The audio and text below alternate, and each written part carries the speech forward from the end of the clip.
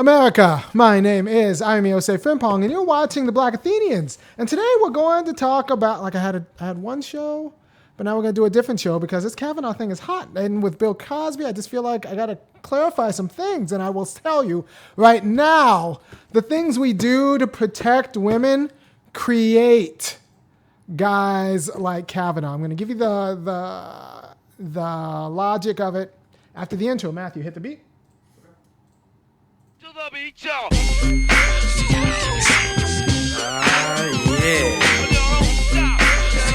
Sound good to me. Never change the ways for the world or the government. If I was the president, then I would state facts. You leave it up to me, I paint the White House black and ain't no future in your front.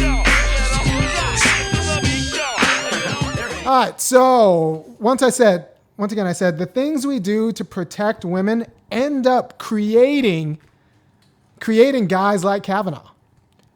There's a way in which they create guys like Cosby, but they definitely create guys like Kavanaugh, because if you don't know this about the Klan, give me the Athens Klan. All right, so if you don't know this about the Klan did two things. Strung up black people, did a few things, but the two big ones they did, they're very busy beavers. They did two things. They strung up black people, and they were used by women to be sicked on their husbands, right, for rumors of domestic abuse.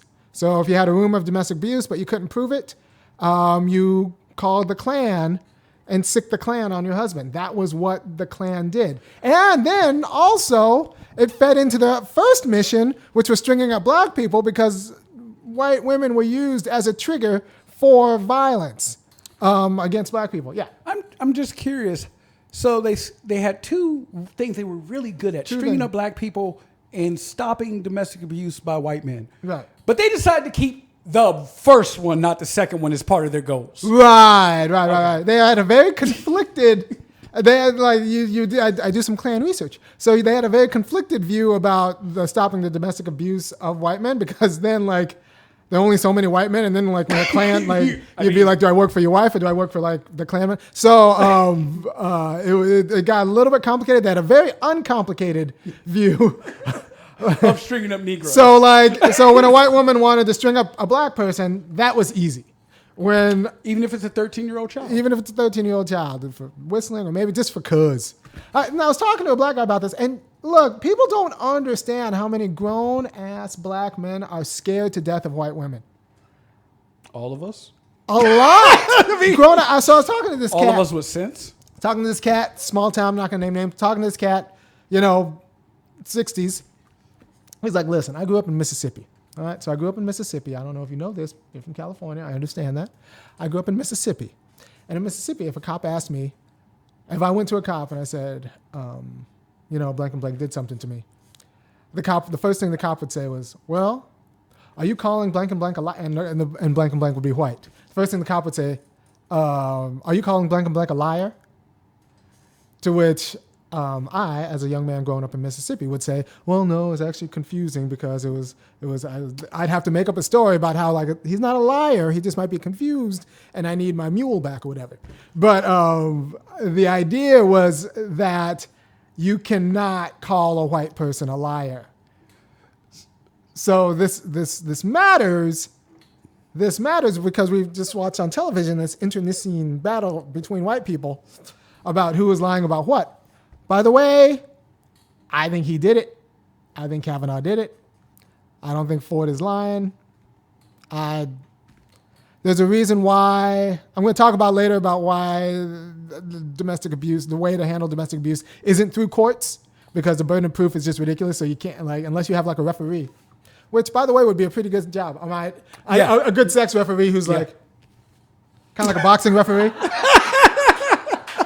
I got a wheel. All right, flag on the play. That entry was too fast. Go back. Oh, Jesus. I'm just thinking how many times. Yeah. Circling the bed, looking under. All right, that's good. Good. Keep going. All right, guys, cuddle up. So unless you have a referee in the room, you're going to constantly run into these problems. We need those referees to be trained longer than police officers. We need those referees to be trained for a very long time. Okay, we have a sex expert in the house. She would take that job. But we need expertise and longer than city managers. No 3-day training. Oh, Jesus Christ. Please longer than city managers. Longer, because you need to be a 3-day training for a city manager. I need the sex referees. If we're going to go that way, if we're going to continue to fool ourselves into thinking that we can police sex and sexual assault, we need then to be serious about, like, you know, getting police in the room. Trained. Because there'll always be a he said, she said. Yep. And, like, you need someone in the room then going with a whistle. Just, all right. Swear, keep it going. All right. Nope. Too fast. More foreplay. Back. You got to cool off a little bit.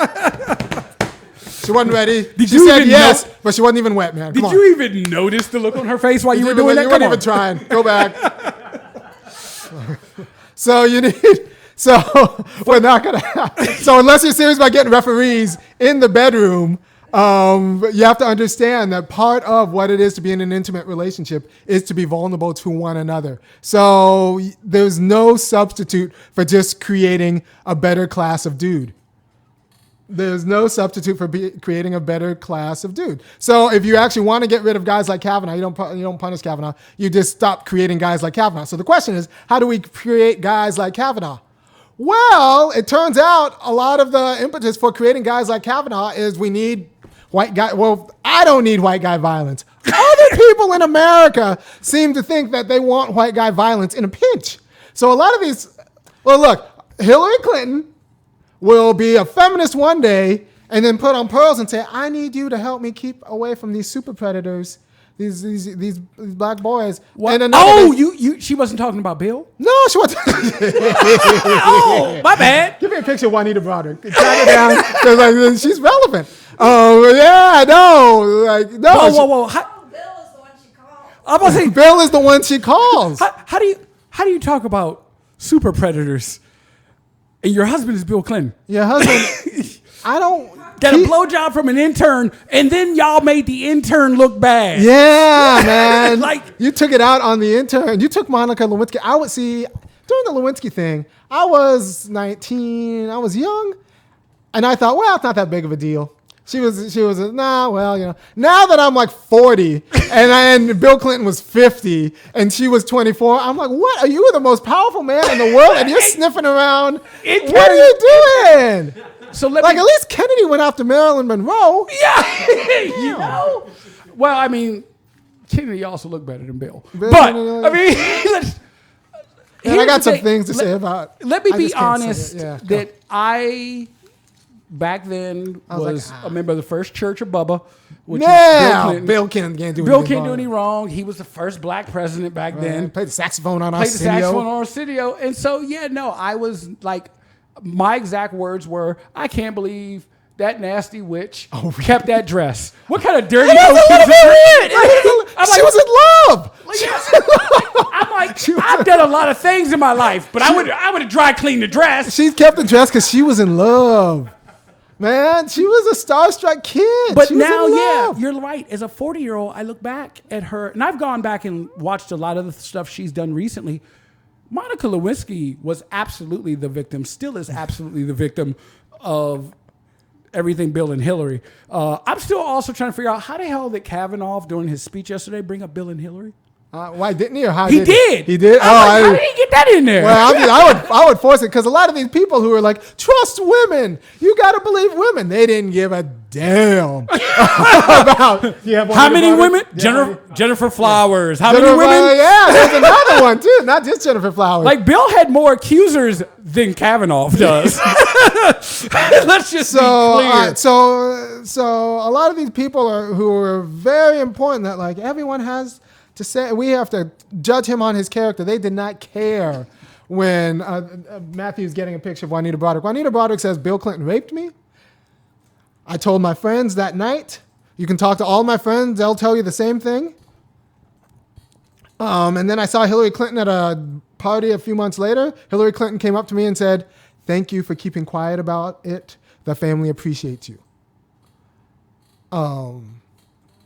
And I know Bill about as well as everybody else knows Bill, and I know Hillary about as well as everybody else knows Hillary. I too have, seen Hillary speak and all of that stuff, and whatever she is, I completely believe. Oh there's no doubt in any of our 1982 Hillary or whatever absolutely went up to Juanita Broaddrick and said, "I know my husband raped you, and I thank you for keeping quiet about it." I voted for Bill Clinton the first time to get Hillary. Yeah, she knew. I mean, look, Bill Clinton's an amazing speaker.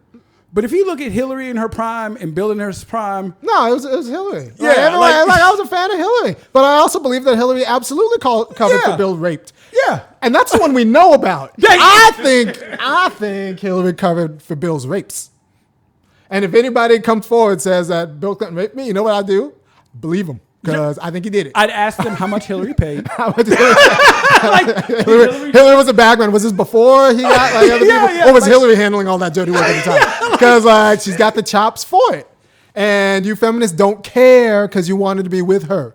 You didn't care about Juanita Broaddrick. Stop telling me that you did and that this is so triggering for you and it's hard for you because you didn't give a damn about Juanita Broaddrick. So that's on you. Ooh. You did not care. I just realized something. They didn't care about Juanita, and I believe Juanita. I don't think she's making it up. I just don't think. I don't think people make up Bill Clinton raping them. And Monica had a pantsuit. Monica just saying. Monica too had a pantsuit. We don't care about her. So there's more going on. We give special passes in the same way white guys give special passes to other white guys. White women give special passes to other special white women. Yeah. And it's a class thing. So, and I will tell you, it's important. The things we do to protect women create guys like Kavanaugh. The things we do to protect women create guys like Bill Clinton. And it's often other women. People don't talk about this, but I will. Look, I've talked to enough professional women who say that it's other women who police me. At least as much as the guys. It's other women who police me. So before you talk to me about how I'm a bad ally, you need to fix yourselves. Still hate that term. Yeah. You're a much better friend to women than you. You're a friend to women. I'm a friend. I like women fine. I just don't like them especially. And which is fine. I should like everybody fine. Nobody gets special treatment. You get treatment. So yesterday you had a lot of women saying we got to stand by women, and a lot of guys saying we got to stand by women on Ford's side. And you had a lot of men on Kavanaugh's saying we got to watch these men. I mean, we got to stand by our men, make sure they're not victims. And you had a lot of their wives and aunts and daughters and mothers and sisters saying we have to stand by men and make sure that these men are not victimized without due process. So to cast this debate as a debate between men and women is an illusion. You got one group of white men and women on one side and another group of white men and women on another side, and they're just fighting each other. And black people, we're like grass. We just kind of don't get stepped. And it's possible that Bill Cosby got a little stepped on. It's possible. I also think Bill Cosby did it.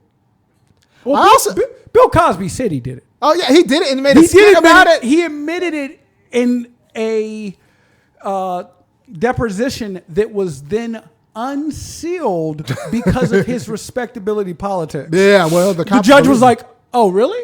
Oh, well, how about we talk about how respectable you are? Now, admittedly, people are like, oh, well, that was just a white man after Bill Clinton.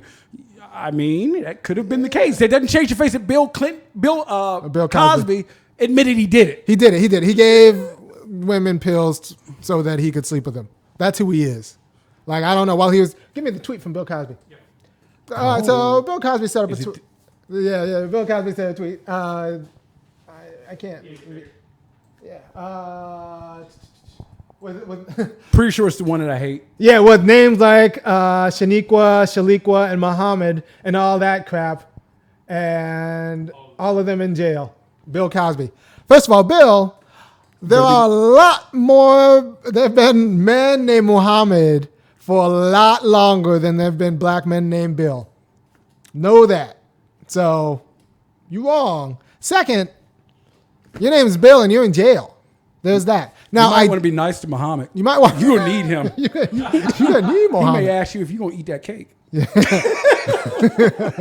You leave pound cake. The black men named Muhammad have been around a lot longer than black men named Bill. And we need to respect that, number one. Two, it's just you're ignorant. So what you're telling black people to do is be white in that tweet. That's what you're saying. You're saying you just got to be white. And Bill, you thought you were white, but you ain't white. If you were white, they wouldn't have made you perp walk because he's 90 years old and blind. So they could have said, just report back next week and it's fine. Instead, they took him away because he was a violent offender. I mean, let's talk about Brock's future. I mean, Brock's still trying to get. Brock Turner? Brock Turner. Yeah. Like his future was important enough that he got basically a couple of days and sent home. Yeah.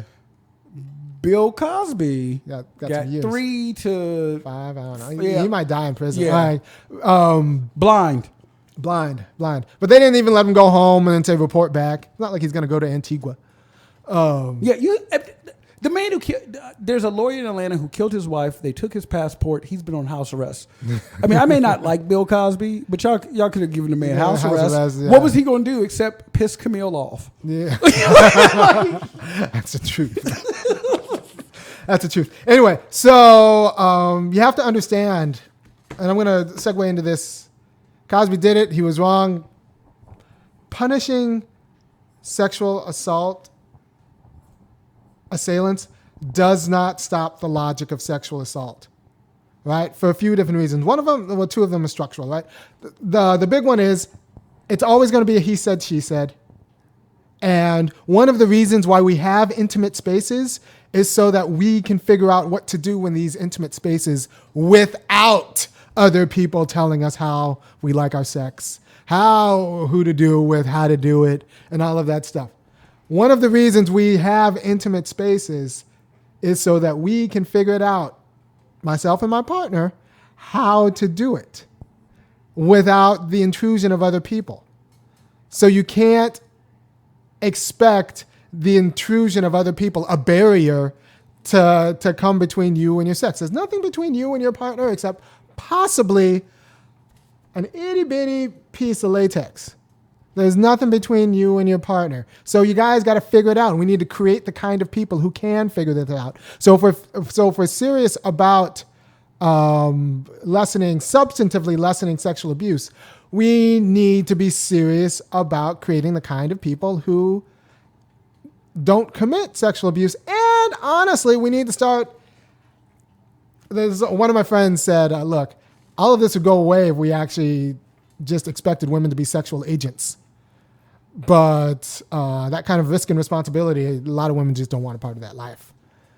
And they don't want that. So then we disproportionately shunt risk to men and then are surprised when that ends up screwing up the sexual dynamics. Yeah, that's a problem. It's not the major problem, but that's a big one. We need to even out the risk and responsibility that goes into courting. Right? So this won't end up, so the predictable end won't be entitlement and, a variety of entitlement. That's a minor thing, but it's important that intimate relations are not like relationships in civil society. And when I go into Kroger, that's a relationship in civil society. Civil society is just the market-based voluntary relationships I enter into. When I go into Kroger to buy a piece of broccoli, the FDA has already checked that. Like the price has been in competition with Publix.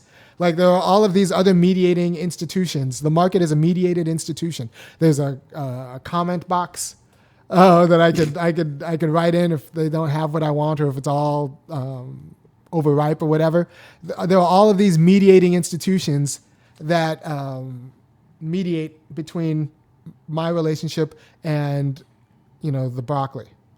My relationship with Kroger. There are all of these mediating institutions, and that's very important. Because without that, then like Kroger would try to just sell me anything and call it broccoli. Or if there wasn't competition, I would only have Kroger to go to and they jack up the price. And milk, I think, is even federally... I feel like milk is the gasoline of food industry.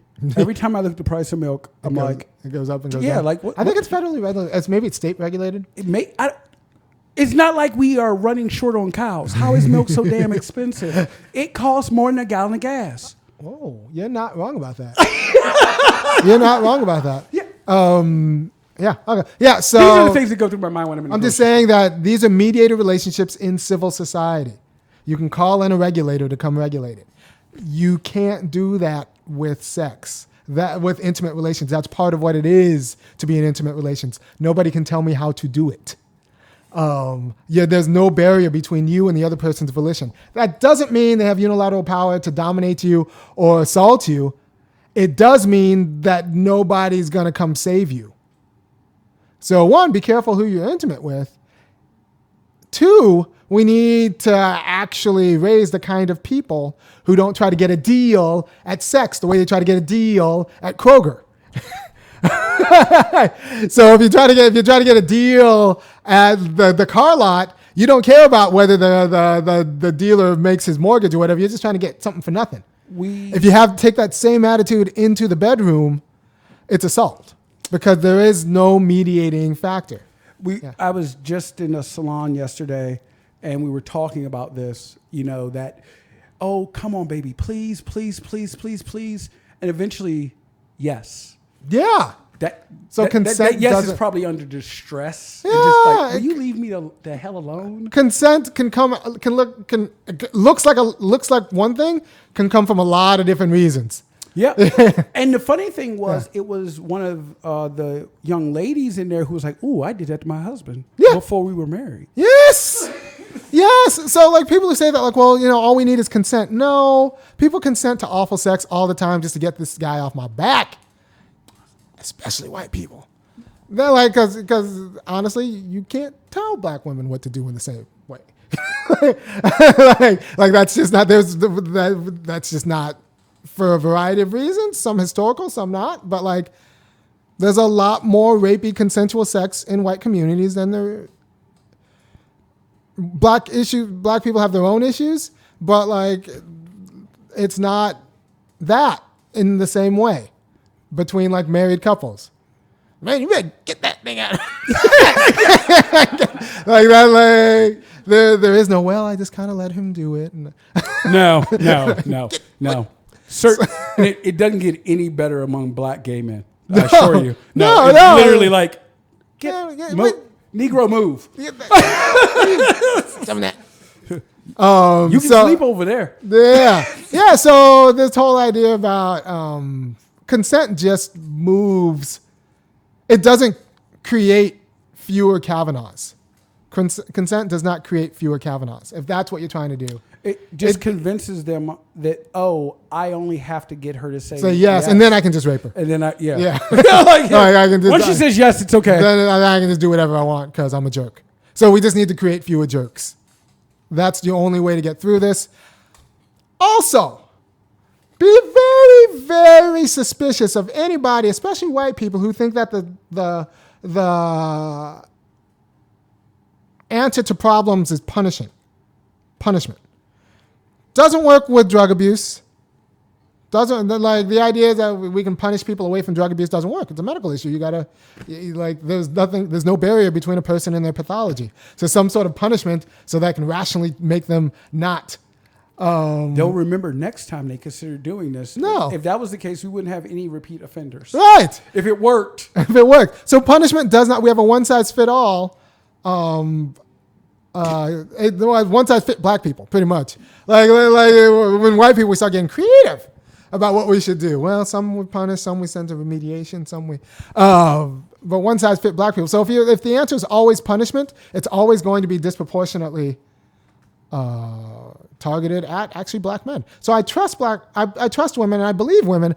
I also know that black men are going to feel the brunt of Me Too in a way that white men aren't. And I will tell you that's the case because of, give me the Colgate report.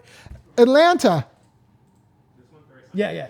Atlanta, the Atlantic Monthly came out with a report about Colgate and said, all right, so we had the stricter sexual abuse policy instituted in, I think the study started in 2013. So in 2013, you can look at double check the numbers on the actual report. I just wrote my notes real fast. 4.2% of the population, of the Colgate population, was black. 50% of the sexual allegations and reports were for black people. Well, I mean, when you're not 4.2% of the population's 50%. look, you can't report white men. You have to merit. You can't. It's a dangerous business being a black guy.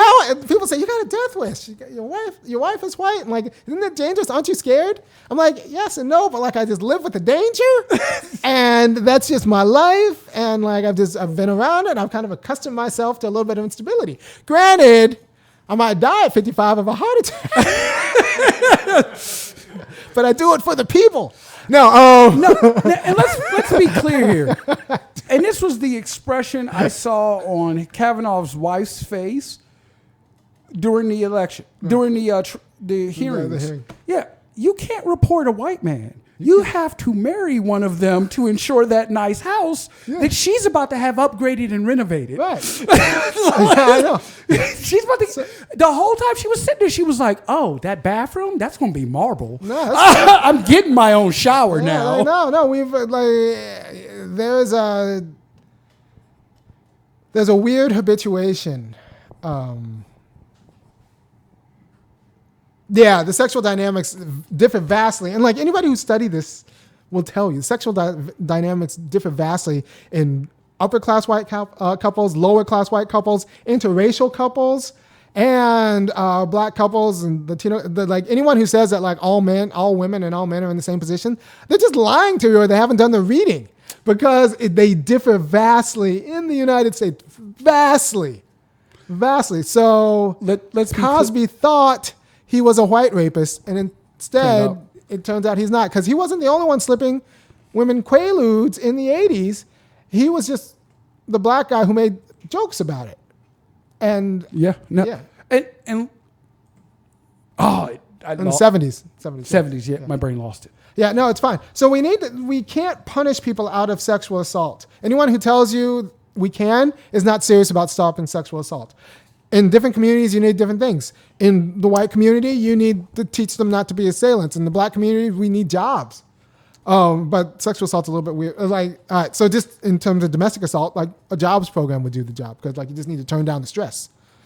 And in terms of sexual assault, we just need to de-escalation techniques. Once again, this is domestic assault, not necessarily sexual assault.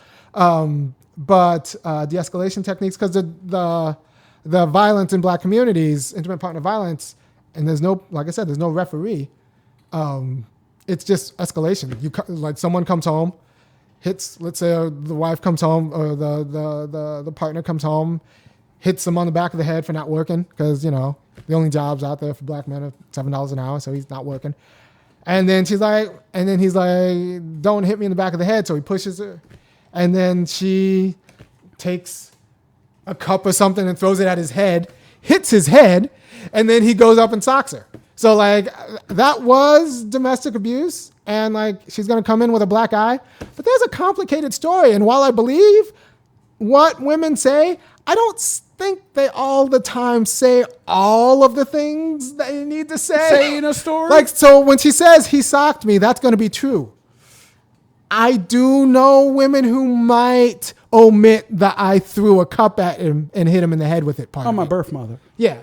I mean, I love my mom, but my birth. Not the only one. It's no. But here's a great example. If people are thinking about, well, how do we show you an example of this? Right. Well, let's just look at the very popular book, 50 Shades of Grey.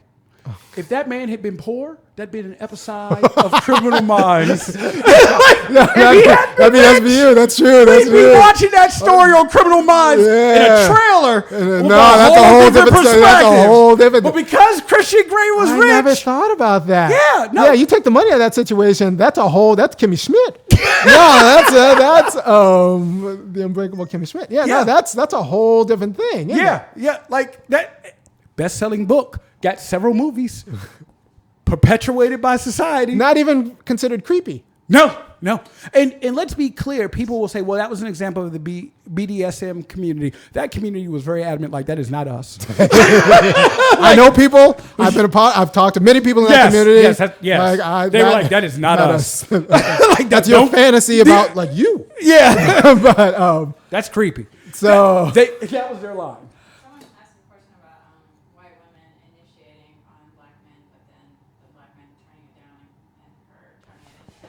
Okay, so that happens all the time. All right, so the question was, someone asked a question about white women initiate, black men say yes, and then like kind of decide not to, because sometimes we have agency, and then like white women getting in their feelings. And I'll be honest, I know a good number of grown black men who are scared to death of white women because they have the opportunity to get in their feelings and bring down the entire and screw up your life with their feelings. Because there's no mitigating boys club for black men. There's just jail. Yeah. So in my early 20s, my friends who were ambassadors' kids were known for throwing parties every year. Right. And so we were at this particular party. Yeah, I grew up in D.C.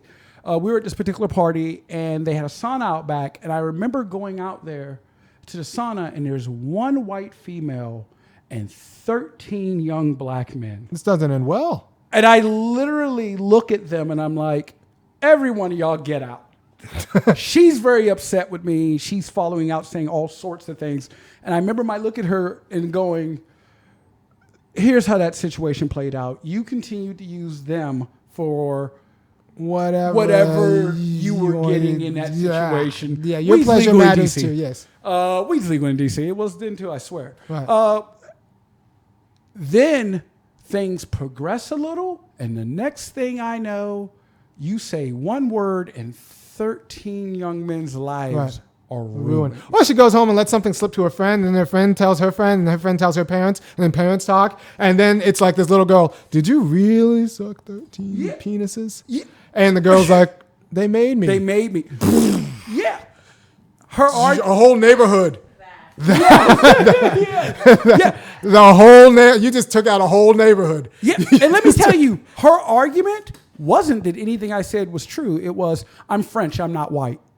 That was it. I've heard I'm Greek, I'm not white. I'm Jewish, I'm not white. Now, yeah. I looked at my other French. I looked at one of our friends is French, and I looked right at her. I'm like, did you stop being white all of a sudden without telling us? And she just looked at me and was like, don't bring me in this. The tricky thing is white Latinos who don't know that they're white. Oh, we call them Spaniards. I mean, I thought my friends in the Latino communities have a very clear term for that. Spaniard. Yeah. I mean, like, they don't treat, look, like, it's not as if over in Cuba, you knew you were black and you were still like, like there was no one, and we don't know this because like the only Cubans we see in LA are the ones that Castro kicked out. But before Castro kicked out all the white Cubans or just took their stuff and gave it to the black Cubans, like black Cubans were not doing so hot in Cuba. Yeah. Yeah. So if you talk to black Cubans now, they have a very complicated relationship with Castro because he wasn't great, but like he was better than what was going on before. He was going better when it was going on before. He took my master's house and like spread it around. So like that's not nothing. Yeah, no, trained a lot of black doctors too. And you know what? They in Cuba apparently you can get a scholarship if you're black to go and study medicine in Cuba, which is kind of awesome. Hold on. They have pretty good healthcare education. They'll pay for black American doctors to go to med school in Cuba. And I know this will. No, I've heard of multiple sources. I'm out. Yeah, no, like there was a racial justice mission in the whole. Well, and revolution. I knew that was a big thing, a big part of the deal with Cuba. But why are we here? I mean, yeah, I'm just saying. Well, can we just start a program to just start shipping young black men down there to be doctors? Well, yeah. Like, look, if the U.S. had decent trade policies for Cuba. Oh, that's right. That's right. We can't. We starved them. We pretty much starved them. We're not allowed to go there anymore. We punish them. We punish anyone who would deal with them. Yeah. So, all right. So I need to drill down on how the will and the drive to protect women ends up punishing one, black men, and two, creates Kavanaughs. Because you have to understand that people like Kavanaugh, people like Bill Clinton, they thrive off of patriarchy. And patriarchy isn't the rule of men against women. Patriarchy is the rule of one subset of men over everybody. And that one subset of men, like, enlists women. So like, Well, because it's better for them on their arms than ours. exactly. So it's one subset. The patriarchy isn't men against women. Patriarchy is one subset of men against everybody, with the primary target being outgroup men. So when you got Hillary Clinton, she wasn't in pearls asking Bill to arrest more young white boys in the country, in the rural areas. No, she was going after the violence against women and the crime bill. That was about inner city. That was about us. That was about black boys. Like, so watch the idea that we have to somehow protect women. That doesn't turn into, I want the ability to use some white guy's violence against, someone I don't like. I want the ability to sick the cops. I want the ability to sick Bill. I want the ability to sick someone like Kavanaugh on the person I want to sick them on, to control them. There's a term called legal abuse, but we need to have that conversation about control, because we're in a pretty late modern society. This isn't like out in the caves where like strength matters. Real strength is who you can call. Real strength is your ability to get a TRO. Real strength is like who you can call and how they can get their violence. This is 21st century, not 800 BC.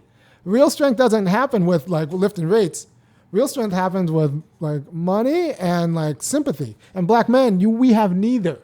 So what we have, all those weights doesn't matter. We have vulnerability. And so that's why I know so many black men who are scared to death of white women. Scared to death. I know black women scared to death of white women.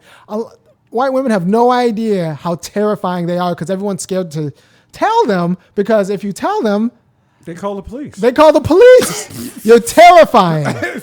You're terrifying. The worst words you can hear come out of a white woman's mouth is, I'm scared of him.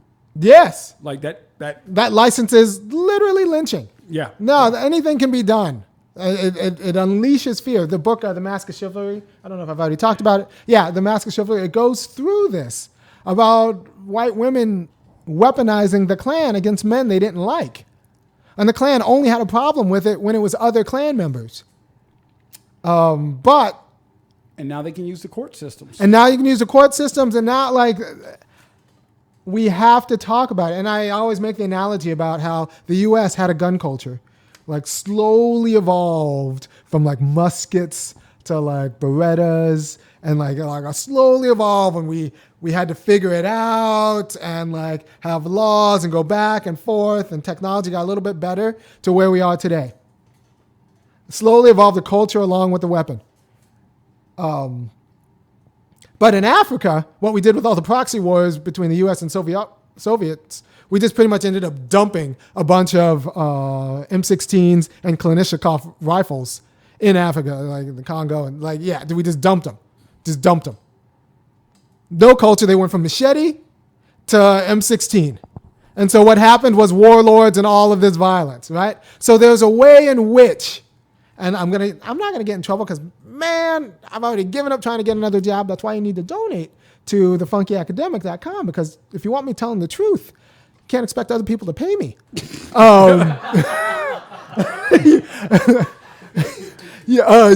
And we may need bail money. Right? We may need bail. I need bail fund. I need to keep up my life insurance, the whole thing. So we ended up dumping all of these M16 and Kalashnikovs to fight proxy wars in Africa, and it turned into a genocide because there wasn't a gun culture like that slowly grew up with it.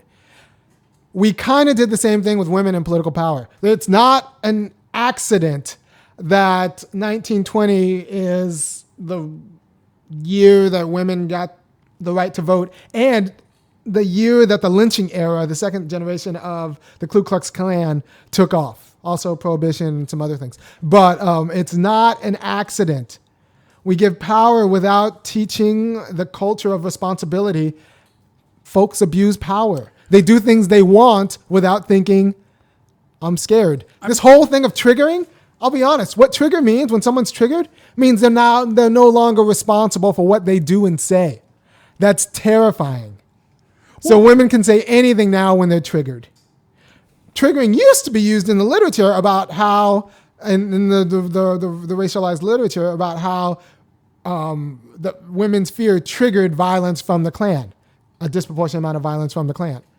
So now we can trigger ourselves.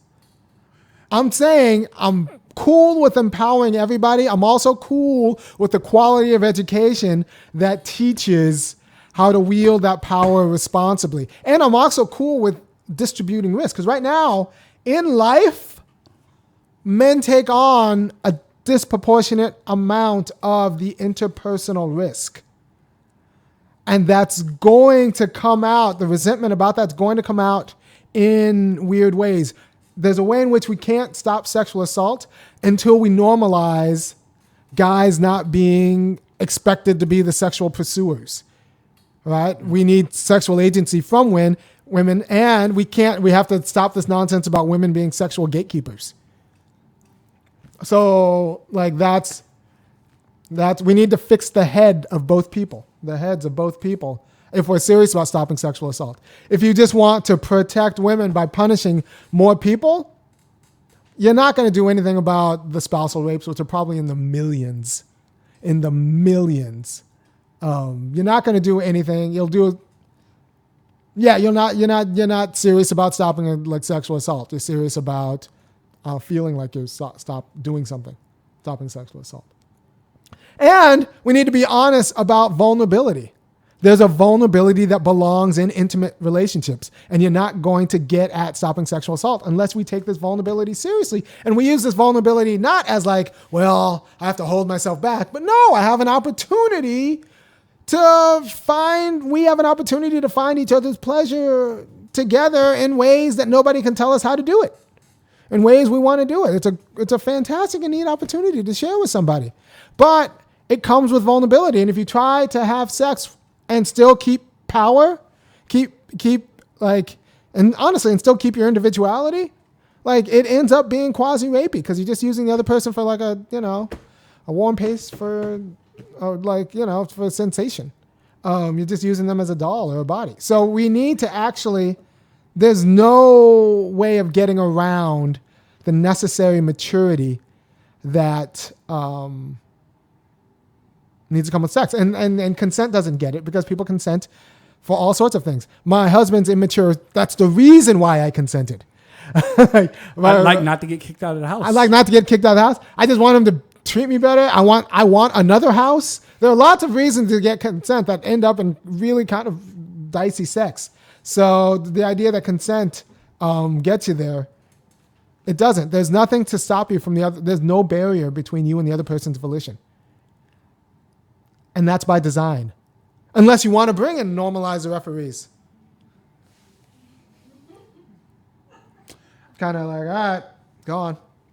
I don't even know if I want that job. To be No, honest. I just thought about that. Really, a sex referee, you're just going in having and to look at so right. much bad sex would really ruin it.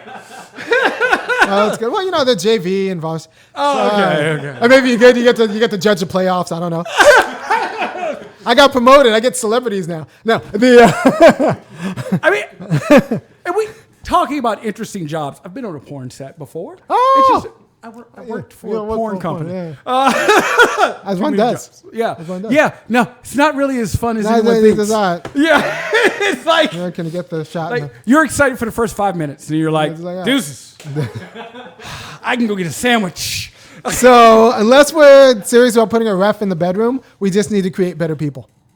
There's no substitute for creating better people. Thinking you can criminalize it without putting a cop in the bedroom is just silly. And we can create better people, but in order to create better people, we have to get rid of our entitlements to calling on the violence of bad people. And that's what a lot of white women, and honestly a lot of women, don't get. And you want the entitlement to call on the violence of a Brett Kavanaugh, but you don't want Brett Kavanaugh to, from time to time, assault someone.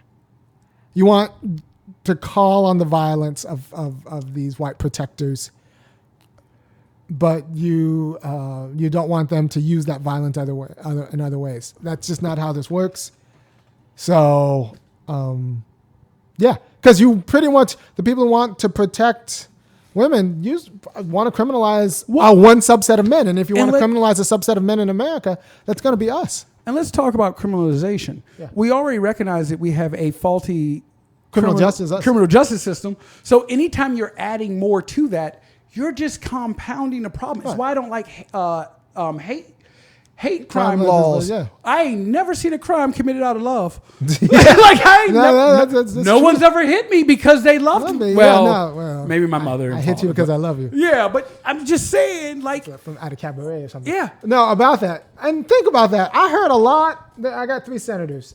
I heard a lot of praise yesterday from 3 people who everyone was telling me how great Dianne Feinstein was. Dianne Feinstein's from San Francisco. You find me a Negro in San Francisco and not in jail. Yeah, not in jail. Yeah. Like actually walking around freely. Yeah. I heard about how great Dianne Feinstein. I heard about how great Kamala Harris was. Well, once again, we know how I feel about Kamala Harris. Kamala Harris puts us to work for free. We just got to get arrested first. And she makes sure she convicts us for weed that is now legal in the state. She built a whole career breaking up black families over weed, right? And then putting them to work in the fighting fires. Yeah, people don't know without health care. If you don't know, Kamala Harris started as a DA both in San Francisco and then in California State. And don't let the complexion fool you. She made her job like putting black people in jail. She got rid of black people in San Francisco, and then in the state of California, that was the firefighting force, like black convicts. We recognize that prison work is slavery, so she basically was just selling us into slavery. She was selling us. She was a procurer or whatever. Yeah. So yeah, Kamala Harris. I heard a lot of praise about Kamala Harris. I heard a lot of praise about Cory Booker. Cory Booker is not your friend, Negroes. So the idea that Cory Booker, big farmer, that boy, no, he's not. No, you'll starve to death waiting for Cory Booker to actually do substantive work for us. But they will do substantive work for the right kind of white woman complaint. So like the idea that this was about us, it's not about us. It was about one group of white supremacists fighting another group of white supremacists about the structure of white supremacy. Nobody was calling about ending mass incarceration yesterday. They just want to know like where to sick the white people on to whom. That was what yesterday was about. And so when jobs and reputations and all that stuff and money is on the line and being threatened by someone else's accusations, just know that accusation is going to come disproportionately later on to black men. I told my wife, try to tell everybody just so when it happens, it'll be like obvious and people can say, so I'll tell you. Eventually someone's going to say something about me. It will happen. It's like the sun rises and sets and eventually I will be accused of something. I don't think I did it. I don't think I did it. I don't drink, so like I have a pretty good memory of like everything I've done. I don't think I did it. Well, and like so I think I mentioned to you that I dealt with this. I don't like rape. I like it when everyone's into it. Like I don't. Well, and I don't think I did it. I think I mentioned this to you that there was a member of the YouTube group that I'm part of who got accused, and so we had to have a real conversation. And I had to say to people, look, if you have ever charmed your way into someone's pants, how do you know that it was your charm and not them being afraid of you? Oh. And that makes a really big difference in approach. Like, I can think back to my young days and it's just like, oh, I'm charming. I'm, really easy to be around. We were hanging out. They may have said no earlier, but they changed their mind later. And that was... I'm very charming. Yeah. And so the question becomes, how do I know at what point we cross that line? I don't know. It'd be nice if more women were sexual aggressors. Yeah. It would be nice. It would be nice if we. But now, it's just the case. I'm cool because I believe women, although they terrify me, because, they could put me in jail with everything. And this whole idea that you can be triggered, which means that you're no longer. It's a weird thing. Now that I'm triggered, I'm no longer responsible for what I do. Like we don't let guys do that. I never interpreted it that way, But but like- I also don't pay attention to like how other people are using things sometimes. Right. I'm no longer responsible. I've heard multiple sides. Oh, I just said that because I was triggered. And I'm like, I don't. No. You hurt me because no, that works. You made me do that because you I triggered didn't me. think that's how that worked. Yeah, no. Well, it's not how it works for us. Don't make no mistake. So thank you for your time. I hope I clarified what's going on, and it's important to know. Honestly, and this is mostly white women, but womanhood is a colonial project. It's like modern ideas of womanhood is a colonial project. So the idea that we need to make the world safe for women has always been a strategy for policing the crap out of out-group men. And then in order to police the crap out of out-group men, you need in-group men who are violent. And if the violence is structural, those in-group violent men are going to become judges. And if the violence is physical, those in-group men are going to become cops. So this whole idea to make everything safe for women ends up creating violence. So instead, we need to just fairly distribute the risk and the responsibilities of sexual relationships, and also just take seriously the project of teaching people how to treat other people like people. Or we can just get serious about it and put police everywhere, including your bedroom, with whistles and flags. What color flags? Purple. So if you like anything I'm doing, go ahead and watch. Go ahead and go to funkyacademic.com. Kick down a little bit. That'd be great. $5, $15, or $50 a month, or just one big donation. Because I was talking to a guy about this kind of things earlier this week, and he was like, oh, you say that in the classroom? And I was like, well, I kind of say a lot of this stuff in the classroom. He's like, you can't say that in the classroom. Not because I don't bring receipts and literature, but just because white women are terrifying and they will get me fired if I say what I say, if I talk like this in the classroom. So I do talk like this in the classroom, and who knows how long I'll be having a job. So that's why I need you to start. I need you to start actually giving to www.thefunkyacademic.com if you like what I'm doing, because I'm going to keep doing it because this is the way I live my life, and I'm living my life for my people. I'd also like to be able to keep my mortgage. So thank you, and I'll see you next week. Peace.